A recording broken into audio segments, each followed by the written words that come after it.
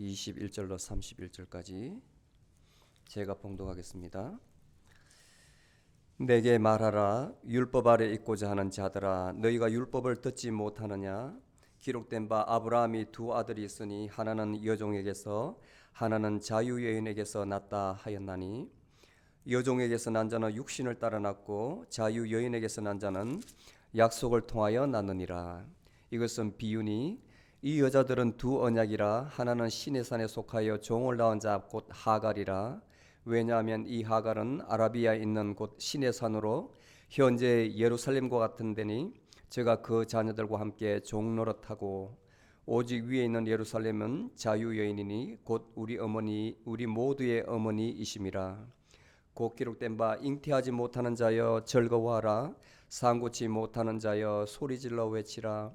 이는 홀로 된 자가 남편 있는 자보다 자녀가 많음이라 하였으니, 형제들아 이제 우리는 이삭과 같이 약속의 자녀들이라. 그러나 그때 육신을 따라 난 자가 성령을 따라 난 자를 핍박한 것 같이 이제도 역시 그러하도다. 그러나 성경이 무엇을 말하느냐? 여종과 그 아들을 내어 쫓으라. 여종의 아들이 자유여인의 아들과 함께 유업을 받지 못하리라 하였느니라. 그러므로 형제들아 우리는 여종의 자녀가 아니요 자유여인의 자녀들이니. 아멘. 오늘 본문 말씀과 같이 설교 제목을 종의 여자, 자유의 여자 이렇게 제가 잡아봤습니다. 오늘 말씀은 갈라디아서 자체가 굉장히 율법적이기 때문에 굉장히 논리적이고 또 이렇게 그야말로 법정 용어를 많이 사용하기 때문에 좀 딱딱해요. 갈라디아서가 로마서와 같이. 그런데 좀 깊이 들어가 보면 참 은혜가 넘칩니다. 은혜가 넘쳐요. 이 세상의 종교는 많은 종교가 있지만은 결국은 요약하면 두 가지예요. 두 가지. 강이 이렇게 갈라져서 흐르다가 한 곳으로 이렇게 모여가지고 바닷물로 다 들어가잖아요. 하나님을 아는 데에, 하나님을 알고자 하는 하나님이 바다 같으면 비가 와가지고 산에서 산부터 시작해서 또는 샘의 원천에서 시작해서 물이 막 각처에서 이렇게 흐를 거예요. 그래서 큰 강이 되고 지류가 모여서 큰 강이 되고 그 강이 다 이렇게 모아서 바다로 들어가는데, 이 종교가 그렇습니다. 엄청 우리가 알지 못하는 숨어있는 종교도 많아요. 그때 드러난 종교도 많이 있지만은, 그런데 두 가지로 요약이 되는데, 하나는 마음을 믿는 종교예요. 마음, 정신. 이게 굉장히 큽니다. 이것을 종교를 여러분들이 믿으려면 이것을 이해하는 게 굉장히 중요해요. 그래야만 우리가 믿는 하나님을 이해할 수 있어요. 왜 우리가 하나님, 그의 독생자 되신 예수 그리스도를 믿는지 그 근거가 나온다고요. 그 근본을 모르고 여러분들이 부모를 어떻게 알아요? 부모를 여러분들이 내 혼자 뚝 떨어진 게 아니고 여러분들 낳아준 부모가 있잖아요. 거슬러 가면 할아버지가 있고 고조 정조 할아버지가 있잖아요. 또 하나는 물질을 믿는 종교가 있습니다. 하나는 정신에서 나오고 마음에서 나오고, 하나는 물질을 믿는 종교가 있어요. 그래서 우리는 유물론이라 그럽니다. 이거는 유심론이라 그러고, 무슨 말이냐면 이 세상을 바라보는 관점이 여러분들 눈으로 앞으로 보죠. 이렇게 밖에 나가면 도로도 보고 또 달리는 차도 보고 하늘도 보고 나무도 보고 또 앞에 있는 여기 스크린도 보잖아요. 십자가도 보고. 이것이 모든 것이 여러분들 마음에서 나왔다, 여러분들 정신세계에서 나왔다, 그걸 믿는 종교가 있습니다. 그게 바로 대표적인 것이 불교예요. 불교. 이것이 2700년 전에 벌써 나왔어요. 2700년 전에 이것을 주장하는 사람이, 모든 것은 내 마음이 결정한다. 일체 유심조, 내 마음, 내 정신, 내가 바로는 내 마음이야. 그건 내 마음이야. 너 왜 그렇게 생각하니? 그건 내 마음이야. 은연중에 여러분들이 실토를 하죠. 내 마음이야. 착각하지 마. 내 생각이야. 여러분들 은연중에 대화 중에 그렇게 표현을 해요. 다 여러분들 마음이라고. 대상을 바라볼 때 여러분들은 진리가 아니고 다 거짓이라는 것이 어떤 하나를 봐도 10사람의 생각이 다 틀리다는 거예요. 그래서 여러분들 진리가 아니라는 거예요. 다 허위라는 거예요. 이 앞에 먹는 사과가 있다. 빨간 사과가 있다 하면 어떤 사람은 배고픈 사람은 맛있겠다. 어떤 사람은 막 입에 침이 나와서 너무 시끄럽겠다. 어떤 사람은 잘 익었네. 사람마다 생각하는 게 다 틀려요. 다 틀려요. 여러분들 마음이에요. 마음. 바라보는 이것이. 그림을 그려놔야 거기에 이제 바나나를 딱 그려놨어. 여러분들 그 바나나를 제가 이제 이게 뭡니까? 물으면 뭐라고 대답해요? 바나나. 바나나라 그러죠? 그게 거짓이에요. 거짓. 바나나가 아니고 그림이거든. 그러니까 여러분들은 다 진리가 아니란 말입니다. 모든 사람들이. 그렇게 이제 깨닫게 만드는 모든 것이 허위다. 모든 것은 다 아무것도 아니다. 이렇게 보는 거예요. 그런 종교가 있고 또 하나는 이제 물질. 이 우주는 물질에서 나왔다는 겁니다. 물질. 지수, 화풍 네 가지에서 물질이 때가 되어서 만나가지고 무엇을 만든다는 거예요. 여러분들도 다 물질로 되었다는 거예요. 이것도 물질로 되었고 그래서 다 분해하면 먼지로 다 돌아간다는 거 아무것도 아니라는 거죠. 그때 그 장소에 필요해서 나타났지 실제로는 아무것도 아니라는 거예요. 적치설이라 하는데 아직까지 우리의 사상을 지배하고 있어요. 공산주의 같은 경우. 공산주의. 유물사관에 완전히 젖어 있습니다. 신은 믿지 않습니다. 거기에는. 신이 오로지 물질이에요. 물질이에요. 그 사람들 전도하려면 지금 와서 종교적으로 접근한다. 우리 예수 그리스도의 사상을 이 종교를 전도하려 그러면 그 사람한테는 무조건 물질을 줘야 돼요. 네가 그렇게 복음 전가하려면 그 가르치면 사랑을 실천해 보라. 나한테 돈 달라. 돈 필요한 사람한테. 내 배고프니까 밥 사달라. 달라는 거예요. 물질을 줘야 대화가 됩니다. 대화가. 우선이죠. 정신보다 물질이 우선이라는 거예요. 현실이죠. 현실. 이게 굉장히 중요해요. 여러분들 월드뷰 세상을 어떻게 볼 것인가 하는 이것에서 모든 것이 시작하기 때문에 여러분의 세계관을 어디서부터 내가 잡느냐 시작하느냐 아주 중요해요. 그런데 우리 예수님의 가르침은 무엇이겠습니까? 예수님의 가르침은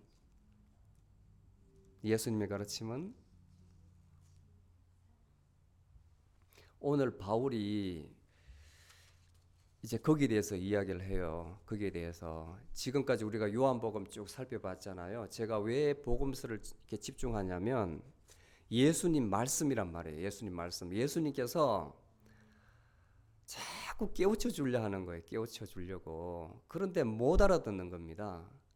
오늘 이 바울도 예수님 돌아가시고 나서 복음을 선포하는데 너무 안타까운 거예요. 이 바울이 참 유능한 사람이거든요. 글도 잘 쓰고 논리적이고 당시에 또 율법으로서는 유대인 중에 대가였단 말이에요. 지금으로 말하면 미국의 하버드대 로스쿨을 나온 사람이란 말이에요. 이렇게 똑똑한 사람이 마음이 안타까워가지고 구구절절히 이 갈라디아서 1장 시작에 보면 탁 메시지를 던져놔요. 완전히 사고방식이 미국 사람 사고방식입니다.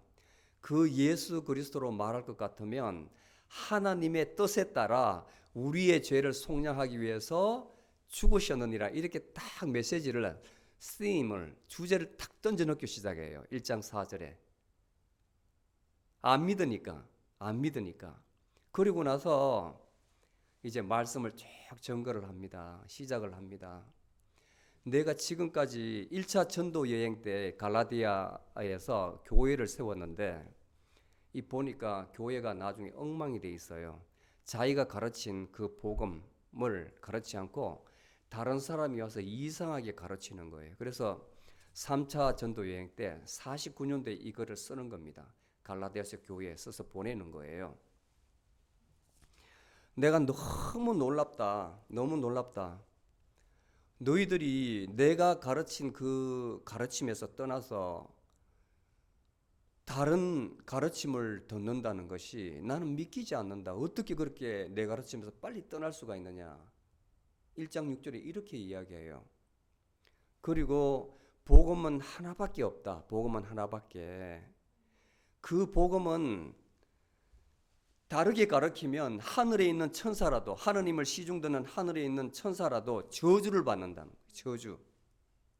복음은 절대로 변개하면 안 된다는 거예요. 근데 그 사람들이 누구냐 하면 주다이저라는 사람, 주다이저. 그걸 영어로 말하면 those who conform to Jews' custom. 옛날 유대인의 전통을 따르는 사람들.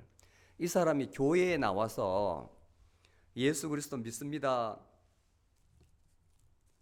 그분을 통해서 구원받음을 믿습니다 하고 뭘 강조하냐면 그래도 우리에게 아기가 태어나면 8일 만에 할례를 받아야 된다.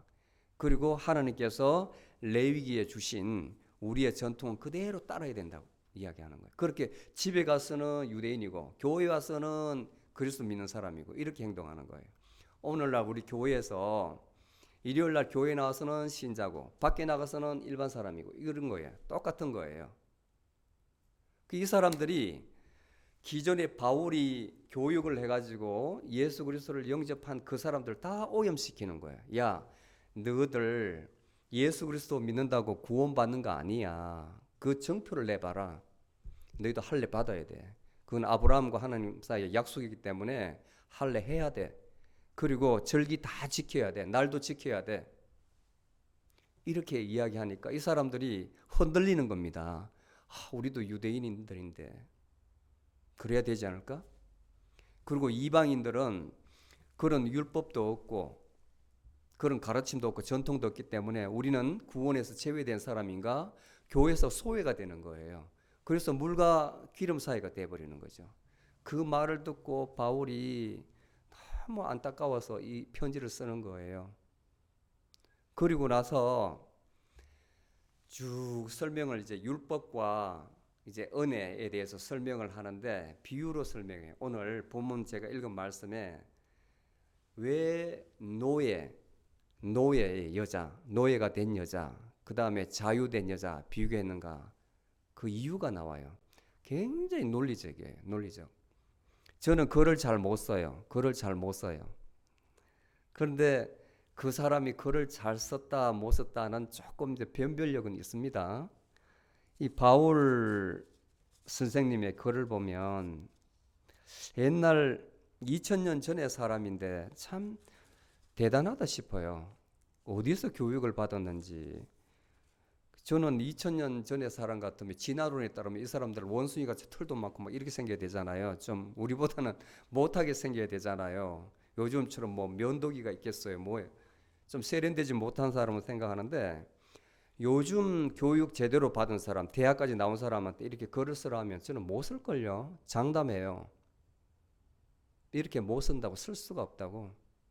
굉장히 치밀해요.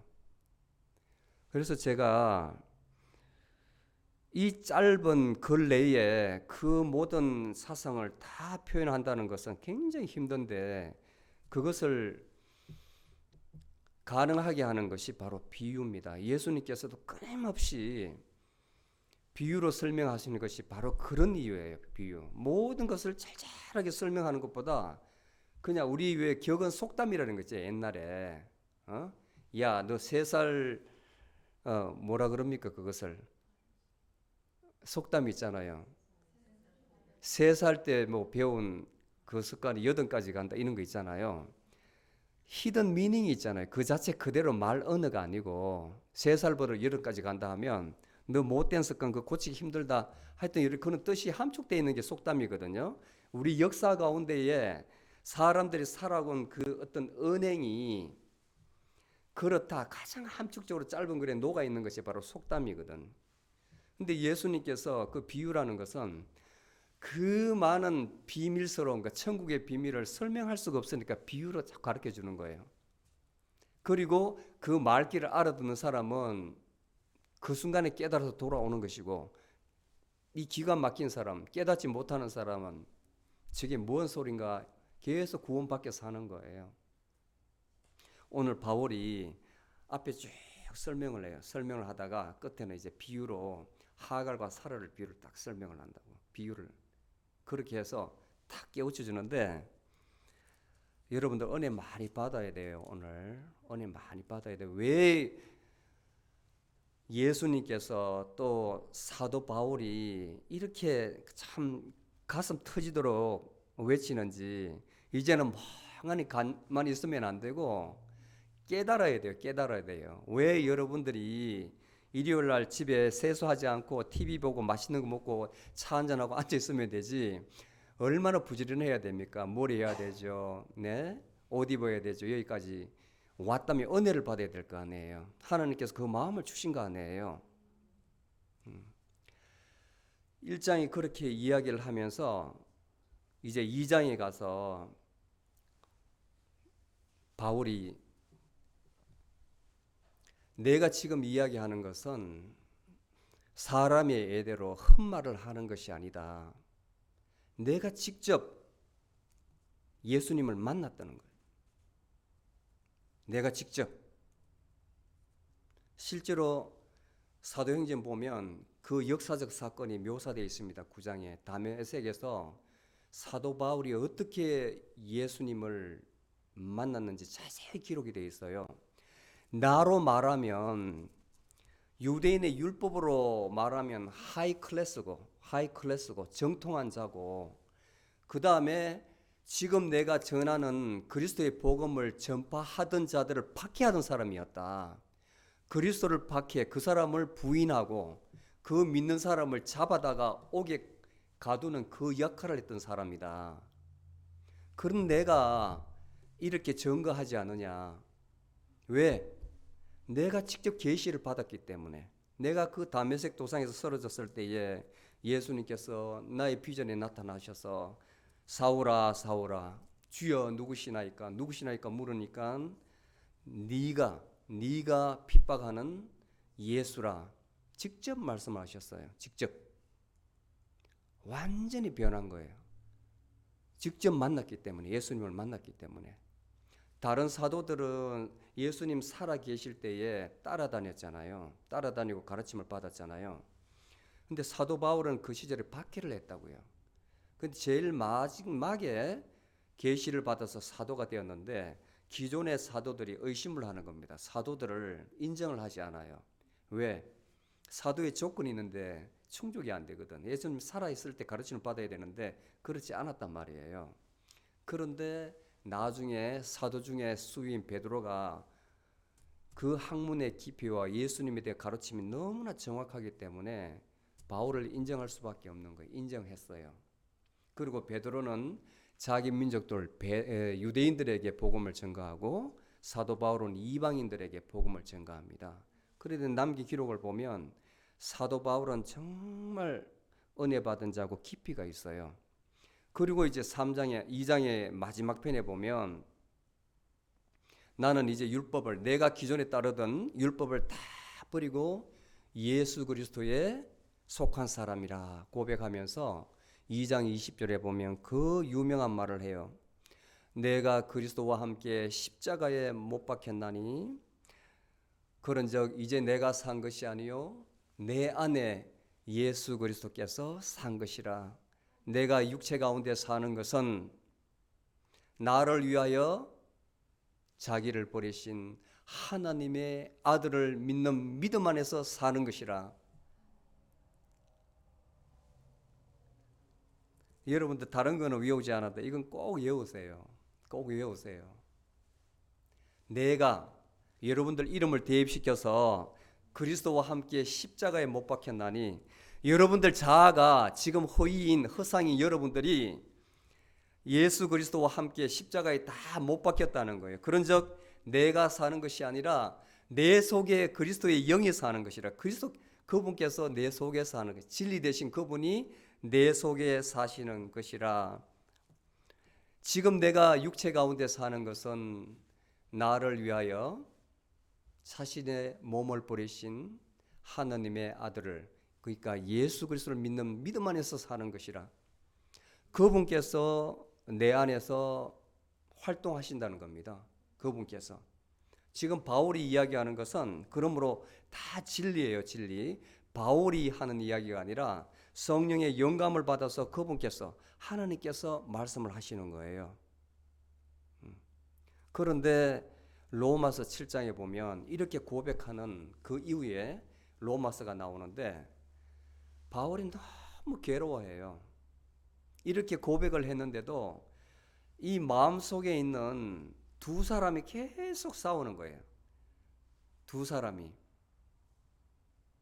오늘 주제와는 조금 떨어지지만 여러분도 가만히 이렇게 기도를 할 때에 또는 명상을 할 때에 여러분들 괴롭히는 그게 누군가 한번 보세요.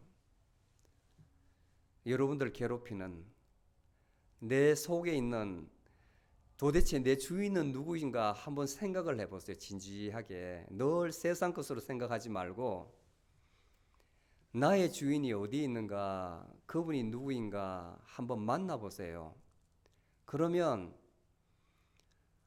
내가 지금까지 살아온 그 사람이 끝없이 나를 주장하고 한켠은 가만히 여러분들을 바라보고 있는 그 사람이 있어요. 왜 여러분을 괴롭히는 그 사람이 같이 있냐면 여러분들이 그 사람을 지금까지 잘 먹이고 키워왔습니다. 그렇게 길을 잘 내줘가지고 그렇게 키워왔습니다. 잘 입히고 잘 먹이고 그렇게. 그게 우리말로 하면 습관이라는 거죠. 육신의 습관. 그 고치기가 나이가 들면 들수록 더 힘들다고. 내가 들인 그 길을 딱 끊어버리고 다른 길로 가기가 너무 힘들다고요. 너무 힘들다고요. 그래서 내 혼이 딱 차려서 내가 원래대로 돌아가고 싶지만 내가 닦아놓은 그 길이 워낙 반들반들하고 튼실하기 때문에 계속 그 길로 가는 거예요. 여러분들 옷을 사도 기존에 입던 옷이 편하죠. 입으면. 새 옷은 처음에 딱 보면 어색하고, 신발도 마찬가지잖아요. 아무리 좋은 신발도 신으면 어색해요. 안 편해요. 기존에 낡았어도 내가 신던 신발이 내 발에 편한 겁니다. 똑같은 거예요. 너무나 내 속사람, 내 속에 있는 그 편한 그 사람이 바로 내이기 때문에 그대로 살아가려고 하는 거예요. 그 바울은 깨달은 사람으로서 이걸 아는데, 예수 그리스도의 영이 내 속에서 해야 된다는 건 아는데, 그분이 하시도록 놔줘야 되는 건 아는데 내가 살아가지고 자꾸 이렇게 드러나는 겁니다. 드러나는 거예요. 그걸 우리는 이제 내 의라 그러는데, 그러니까 나는 선을 하고자 하는 의지가 있는데 한켠에서는 세상을 따르고자 하는, 세상의 이익을 추구하고자 하는 그것이 나를 자꾸 끌어당기기 때문에 너무 괴로워서 오호 나는 공고한 자라. 7장 24절에 보면 자기 자신을 아주 공고한 자, 불쌍한 자, 너무나 초라한 자라고 이렇게 묘사를 하는 거예요.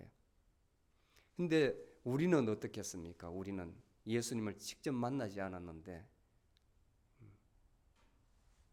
그러니까 그 경험이 없는 사람이 계속 여러분들을 가르쳐주고 이렇게 하면 여러분들 같이 깨닫지 못하고 낭떠러지로 같이 가는 거죠. 같이. 뭐 말하는 건지, 말씀에 있는 건 뭐 말하는 건지. 그리고 나서 3장에 보면 이제 율법, 법을 이야기하는 거예요. 율법은 쉽게 말하면 모세를 통해서, 하나님께서 모세를 통해서 이스라엘 백성에게 준 건데 우리에게도 주신 거예요. 우리에게도 주신 거예요. 율법과 성령, 율법과 믿음, 율법과 약속, 이렇게 나란히 비교해서 설명을 하면서 오늘 본문 말씀으로 이어지는데, 먼저 율법과 믿음에 대해서 설명을 해요. 자, 법이라는 것은 딱 질문을 합니다. 너희들이 성령을 받았는데 레위기, 신명기, 율법을 보고 너희들이 성령을 받았느냐? 그렇지 않으면 복음을 듣고 예수 그리스도에 대한 믿음으로 인해서 성령을 받았냐 질문을 탁 던져요. 그러니까 율법에 있는 사람들은 성령이 뭔지를 모르는 거예요. 듣도 보지도 못한 거예요.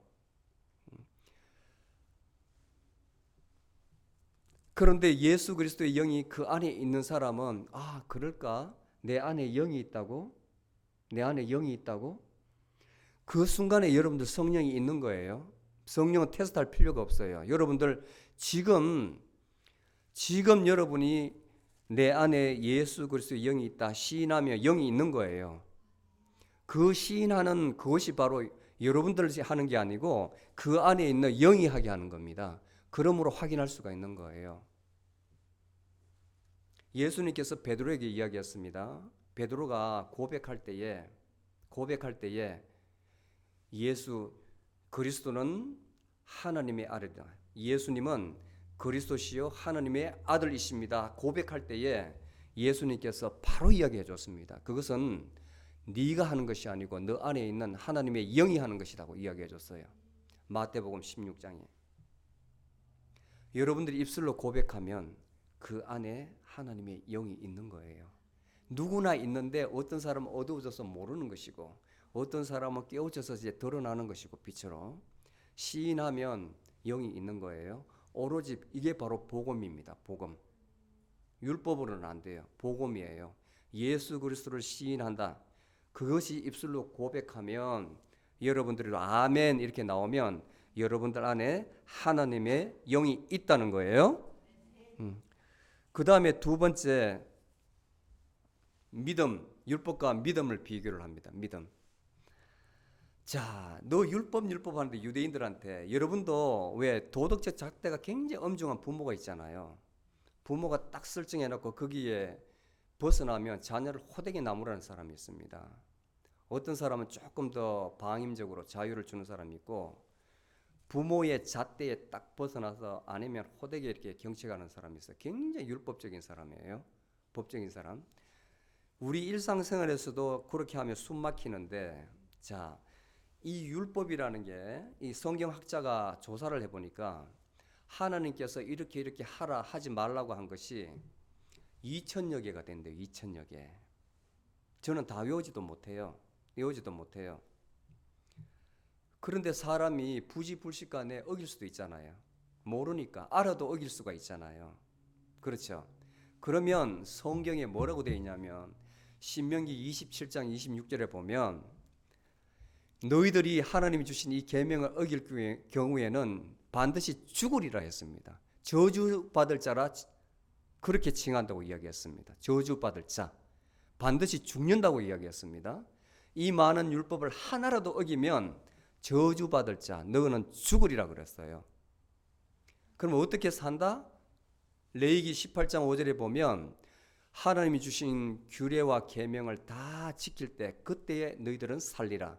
하나님의 나 하나님 여호와의 말이니라. 그러면 어때요? 율법은 여러분들 다 지킬 수 있어요? 못 지킬 수가 없습니다. 사람의 힘으로는 지킬 수가 없습니다. 그 뒤에 보면 저주받은 자는 어떻게 모세의 율법에 되어 있냐면 율법을 어겨가지고 저주받을 자라 칭함을 받은 사람은 성 밖으로 쫓아보내서 나무에 매달려가지고 죽이라 했는데 그마저도 하나님이 지으신 이 땅을 오염시킨다고 하루를 놔두면 안 되고 그날 죽여가지고 땅에 묻으라고 했어요. 왜냐하면 그는 저주받을 자이기 때문에. 그러면 그런 논리면 우리는 다 죽어야 돼요. 어디서? 나무에 매달려가지고 다 죽어야 돼요. 이 율법대로 한다면.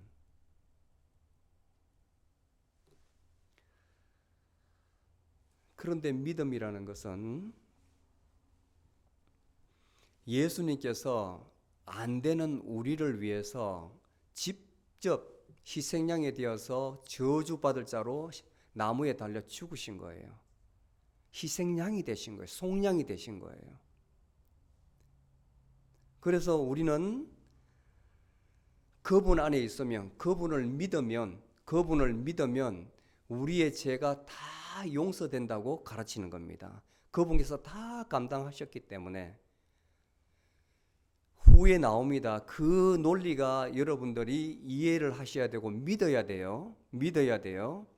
예수님께서는 하나님이십니다. 이 세상에는 아무도 완전한 사람이 없기 때문에 한 점 부끄러움이 없고 죄가 없으신 분, 흠이 없으신 분이 속죄 제물이 되어야 되는데 그분이 하나님께서 직접 이 땅에 오신 거예요. 성육신 하셔서 저주받을 자로 십자가에 매달리신 거예요. 나무에 매달리신 거예요.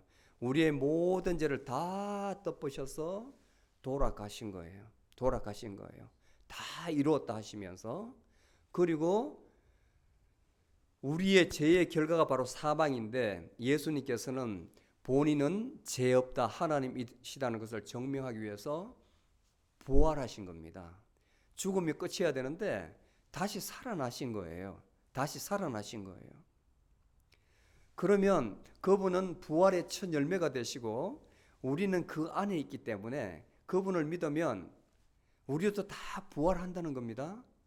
우리 죄가 다 예수 그리스도 안에서 사함 받는다는 거예요. 예수 그리스도 안에서.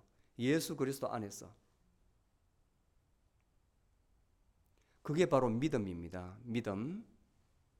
내 죄를 사하는 방법은 율법을 지켜서는 사함을 받을 수가 없다. 오로지 믿음밖에 없다. 예수 그리스도를 믿는 믿음밖에 없다. 그분이 나의 죄를 위해서 대신 돌아가셨다는 그 믿음밖에 없다.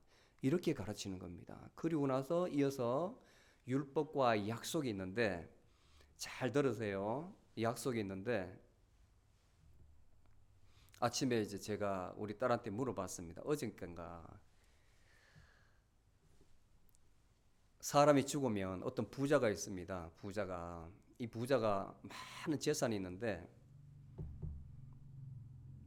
법이 우선이냐, 그 사람 유언이 우선이냐 물어봤어요. 그러니까 우리 딸이 유언이 우선이다 하더라고. 우일이 우선이다 하더라고. 그 우리나라도 보면 민법에 그 상속법이 있더라고요. 보니까 순서가 쭉 있는데 그것보다도 사람이 살아있을 때 유언이 우선이라는 거예요. 유언이 우선. 잘 들으세요. 그 사람의 유언을 받아 적어가지고 이제 변호사의 그 입회하에 받겠죠. 그리고 보관해놨다가 돌아가시면 그 유언대로 모든 재산을 분배를 한다는 겁니다. 분배를. 그리고 그 유언을 남기지 않으면 그 다음부터는 이제 법에 따라서 하겠죠. 그 말씀이에요. 그 말씀. 율법과 약속이라는 것은 창세기에 보면 그 약속이 바로 영어로는 커버넌트인데 언약이라 하고 유언입니다. 하나님께서 아브라함과 약속을 해요. 약속. 그게 굉장히 신학에서 중요합니다. 언젠가는 제가 이제 말씀을 드리겠지만 지금부터 한 400년 전에 영국에서는 그걸로 인해 가지고 엄청나게 많은 논문도 나오고 또 논쟁도 있었고 그래요. 이 커버넌트라는 언약 신약 때문에. 이게 뭐냐면 아브라함 12장에 보면 아브라함과 하나님께서 이제 언약을 쭉 맺는데 그 스토리를 보면 아브라함을 선택을 하셨어요. 이 사람이 저 갈대라 우르, 지금의 이라크, 이란 정도, 이라크에 살았는데 너 아비, 친족, 그 다음에 모든 소유를 다 버리고 내가 말한 장소로 떠나라고 이야기해요. 근데 아무 지체 없이 그렇게 합니다. 자기 조카 롯 데리고 아내를 데리고 떠나가지고 약속하신 가나안 땅으로 이제 이동을 해요. 그리고 약속을 해요. 거기서 내가 너를 저주하는 자를 저주하고 너를 축복하는 자를 내가 축복하리라. 그리고 이 땅이 너를 통해서 큰 복을 받으리라 그래요. 아브라함을 통해서 큰 복을 받으리라 그래요. 아브라함은 그야말로 그 이름이 크게 되고 모든 복의 근원이 되리라 이렇게 약속을 하셨습니다. 그리고 15장에 딱 넘어가 보면 아브라함이 꿈을 꿔요.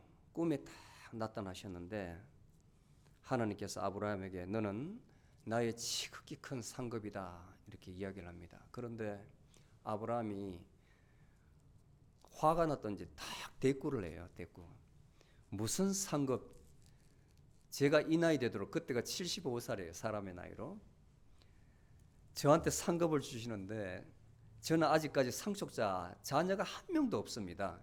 이제는 내 종인 다메섹 출신 다메섹 출신 엘리에셀에게 내 모든 소유를 다 넘겨줄 겁니다. 이렇게 이야기해요. 하나님께서 참 자비롭게 또 인자하시게 아니다. 너 몸에서 아들이 난다. 너 몸에서 날짜가 너의 상속자이다. 아주 자비롭게 이야기를 해요. 그리고 따라오너라. 그때가 밤이었던 것 같아요. 이상 중이니까 꿈속에 밖에 데리고 나가서 그때는 뭐 자동차도 없고 공장도 없고 하니까 얼마나 이 하늘이 맑았겠어요. 별이 총총하게 빛나는데 아브라함아 눈을 들어서 저 하늘을 봐라. 얼마나 별이 많으냐. 너 자손들이 저 하늘에 반짝이는 별들만큼 함께 해줄 것이다. 아브라함이 그걸 그대로 받아들였어요. 아브라함이 이를 믿으니 하나님께서 그를 의롭게 하시다 이렇게 나와요. 15장 6절에. 자, 분명히 자녀를 준다고 했는데 시간이 이제 지났어요. 자녀를 안 주는 거예요. 75살 사레가 65살.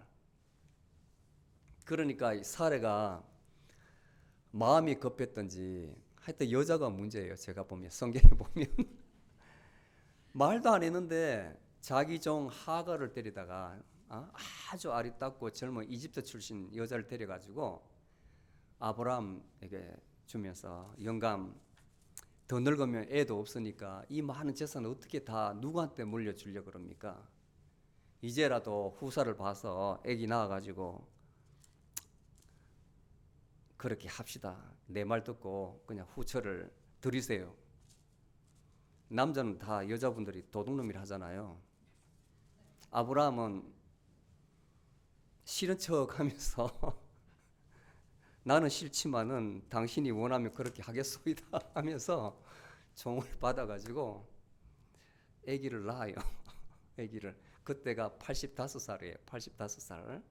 그리고 임신 기간이 10개월이니까 성경에 보면 86살에 낳았다고 그래요. 이름이 이스마엘입니다. 이스마엘. 여종 하갈에게서 이스마엘이 났어요.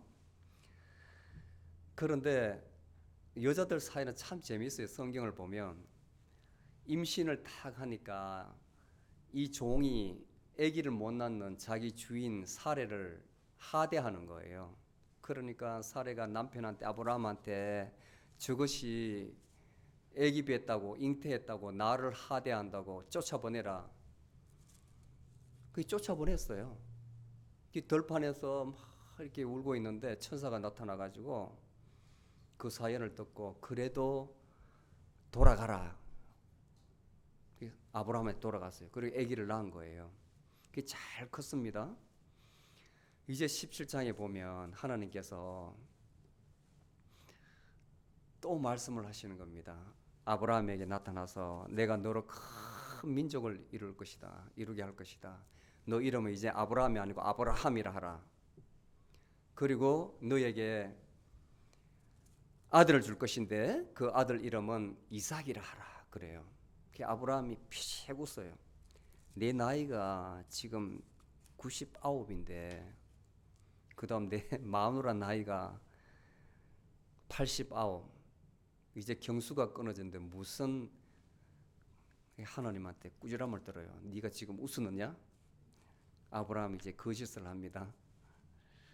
그리고 지금 이 순간부터 사라의 이름은 사라라 하라. 그는 열국의 어미가 되리라.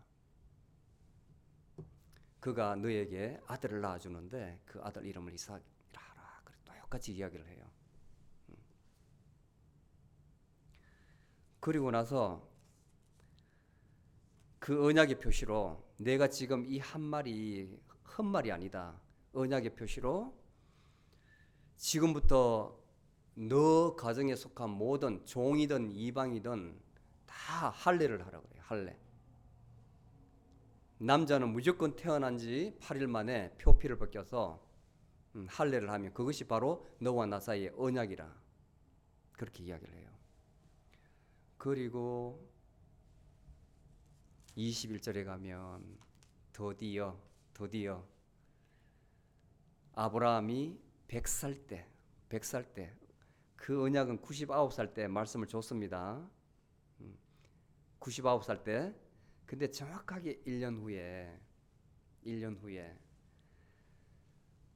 사라를 통해서 아기를 낳습니다. 21장에 보면 아기를 낳아요. 그때 사라 나이가 90살이에요.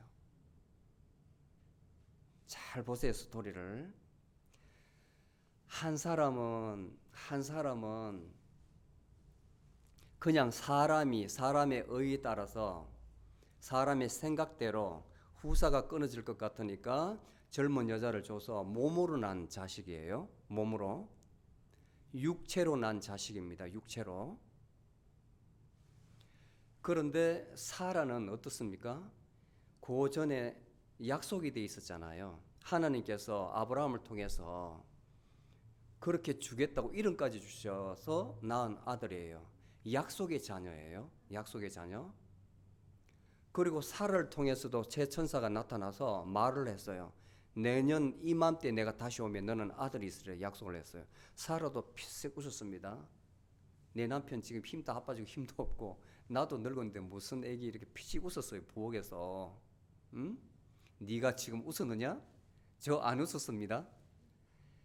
약속을 했어요. 하나님께서 또 천사들 통해서 내년에 아기를 줄 것이라고 약속을 하고 난 사람이 바로 이삭입니다. 이삭. 한 사람은 종의 자녀. 한 사람은 주인의 자녀. 주인은 얼매침이 없잖아요. 그래서 자유부인, 자유의 몸 이렇게 성경에 표현을 합니다. 사라 몸에서 이삭이 났어. 이삭이. 이렇게 바울이 비교를 하는 거예요. 지금까지 너희들이 율법을 지킨다는 것은 바로 종된 바로 이 하갈의 몸에서 태어난 사람들, 하갈의 몸에서 태어난 자녀들이다. 하갈은 종이잖아요. 종은 주인이 죽으라면 죽어야 돼요. 쫓아버리면 쫓겨나야 돼요. 아무것도 할 수가 없어요. 너희들은 지금까지 율법의 매임을 받고 살아왔다. 그래서 비유를 하는 겁니다. 율법을 하갈로 비유를 하는 거예요. 지금까지 율법에 매여서 이렇게 살아왔다. 그런데 너희들이 자유된 자, 사라의 자녀가 되면 이렇게 자유자, 약속의 받은 자녀로서 태어나는 것이다. 그런데 어떻게 하면 그렇게 될 수가 있느냐? 여기에 이제 핵심이 있는 거예요. 핵심이 여기에. 갓난 아기가 부잣집의 자녀로 태어났어요. 근데 걔는 아직까지 판단할 능력이 없기 때문에 뭐를 둡니까? Power of Attorney라고 두죠. 이해하세요? 그 사람이 법적 대리인입니다. 이 사람한테 모든 권리를 다 줘서 얘가 정상적으로 판단할 때까지, 성장할 때까지 법정 후견인이 되는 거예요. 그리고 나서 얘가 정상적으로 성장했다 싶으면 모든 권한을 다 상속자로 주는 겁니다.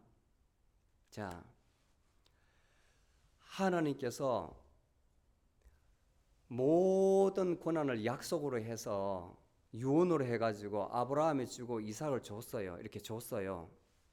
그리고 야곱에 줬습니다. 야곱에 그 자녀를 쭉 줬는데 아직까지 영적으로 너무 어려가지고 법정 후견인을 뒀는데 그게 뭐냐면 모세입니다. 모세. 엄청 민족이 이제 불어나가지고 인원이 한 200만 명이 됐는데 통제가 안 되는 거예요. 그래서 시내산에서 하나님께서 모세를 통해서 법을 주셨어요. 법을 주셨어요. 법을. 그 율법대로 살아야 된다. 그래야만 하나님을 잊지 않는다. 기다리고 기다렸는데 정상적으로 생활하질 않아. 오히려 하나님으로부터 더 떠나버리는 거예요. 이 애한테 이제 모든 권한을 양도를 해야 되는데 애가 정상적으로 커지를 않고 점점 지체부여해서 영적이 아니라 정신적으로도 많이 부족한 거예요. 16살 되면 얘한테 권한을 줘야 되는데 이게 정신 파괴한 거야. 어떻게 할 수가 없는 거야. 계속 시간을 끄는 거죠. 파워 어토니까 계속 권리를 행사하는 겁니다. 모세 율법이 계속 우리를 지배하는 거예요. 선지자를 보내서 설명을 해도 안 돼요. 다 죽여버려요. 그래서 하나님께서 최종적으로 파워 오브 어토니, 다른 아무런 흠결이 없는 가장 완벽한 사람을 보내준 것이 바로 예수 그리스도예요. 예수 그리스도. 이 박야가가 도저히 안 되니까 그대로 율법으로 너희들은 안 된다, 도저히 아무도 구원받을 수 없다 해서 보내주신 분이 바로 하나님이신 예수 그리스도가 이 땅에 온 거예요. 그분께서 오셔서 너희들이 어떻게 하면 살리라 하면서 가르쳐 줬는데 그래도 정신박양장은 못 알아듣는 겁니다. 그 가르침을 못 알아듣는 거예요. 그리고 그 사도들을 교육해서 땅끝까지 복음을 전파하라 했는데, 그러면 너희들이 산다 했는데 그래도 안 듣는 겁니다. 그래도 안 듣는 거예요. 그래서 예수님께서 영으로 우리 마음속에 계시는 거예요. 너희들이 나를 믿으면 이제 내 안에 도저히 안 되니까 너희들이 내 안에 거하면 너희들이 산다. 이제 너희들이 하는 것이 아니고 내가 하리라. 그래서 요한복음 15장 5절에 보면 얼마나 정확한 비유를 주시는지요. 나는 포도나무요 너희는 가지니 내가 너가 내 안에 거하면 너희들이 열매를 맺나니 너희들이 나를 떠나서는 아무것도 할 수가 없다. 비유로 계속 설명해 주시는 거예요. 내 안에 있어야만 너희들이 산다는 거예요. 내 안에 있어야만. 포도나무 비유로 설명을 해 주시는 거예요. 내가 바로 이 시대의 파워 어토니다.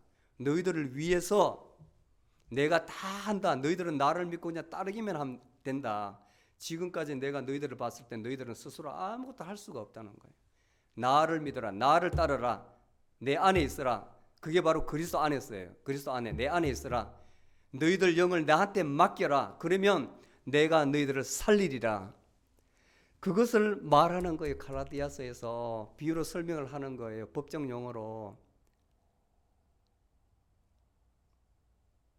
이걸 깨달아야 됩니다. 왜 예수 그리스도를 믿어야 되는가? 이걸 깨달아야 됩니다. 나와 여러분들이 안 되기 때문에 안 되기 때문에. 그래서 궁극적으로 보내주신, 그래서 우리가 그분을 구원자로 가시는 거예요. 안 되는 나를 위해서 오셔서 나를 위해서 돌아가시고 지금 영으로 나를 딱 잡고 계시니까, 그분 안에서 살도록 나를 잡고 계시니까 구원자로 가시는 거예요. 그게 바로 우리가 그분을 믿는 근거가 되는 겁니다. 아멘. 아멘. 오늘 본문 말씀에 그렇게 비유를 하는 거예요. 이렇게 비유를 하는 거예요. 이것은 비유니 이 두 여자들은 바로 언약이라. 지금까지 너희들이 하갈 그 종의 여자 율법에 이렇게 얽매여 왔는데 이제는 너희들은 자유자의 몸, 바로 사라의 후손이다. 사라의 후손이다. 너희들은 자유자다. 예수 그리스도 안에서 자유자다. 이제 모든 것을 맡겨라. 율법에 종노릇 하지 말고 모든 것을 예수 그리스도에 맡겨라. 예수 그리스도 어디 계시느냐? 우리의 마음속에 계신다. 마음속에 계신다. 또 다른 말로 예수님께서 말씀을 해주세요. 너희 자신을 십자가에 못 박게라 해요. 너희 자신을 부인하고 십자가에 못 박게라. 그리고 나를 따르라는 거예요. 옛날에 여러분들 자아를 다 죽이고 이제 나한테 토를 의지하라. 나를 믿으라는 겁니다. 성령에 따라 살아라. 성령에 따라 살아라. 마지막에 보면 그 뒤에 나와요. 뒤에 갈라디아서 보면 결론이 성령에 따라 살아라. 성령에 따라. 성령의 이끌림을 받아 살아라. 이제 지금까지 살았던 세상에 갔던 그 눈을 돌려서 하나님께 포커스를 두어라. 육체의 소욕을 다 제하라는 거예요. 육체의 소욕을. 너희들이 하지 말고 나한테 맡기라는 겁니다. 아멘. 큰 은혜입니다. 얼마나 쉬운지 몰라요. 얼마나 쉬운지 몰라요. 기도하실 때에 이제 여러분들 앞으로 이 원리를 알았잖아요. 이제는 내 자신의 율법, 여러분들 자신이 설정해 놓은 사회적 원칙, 나 자신의 원칙을 다 깨야 됩니다. 여러분들이 설정해 놓은 도덕법칙 다 깨야 됩니다. 이 세상의 원칙을 다 깨야 돼요. 모든 것을 주님께 맡길 수 있는 여러분이 되시기를 축복합니다. 아멘. 기도하시겠습니다. 주님, 오늘 깊은 가르침과 또 저희들에게 깨달음을 주신 것 감사합니다. 이제 저희들이 율법의 종노릇 하지 않게 하시고 우리 자신의 생각에서 벗어나게 하시고 우리 자신의 잣대에서 벗어나게 하시고 우리 생각의 습관에서 벗어나게 하시고 모든 것을 주님께 맡기는 우리가 다 되게 하여 주시옵소서. 그리하여 우리 모두 그리스도 안에서 자유함을 누리게 하옵소서. 예수님의 이름으로 기도드리옵나이다. 아멘. 찬송가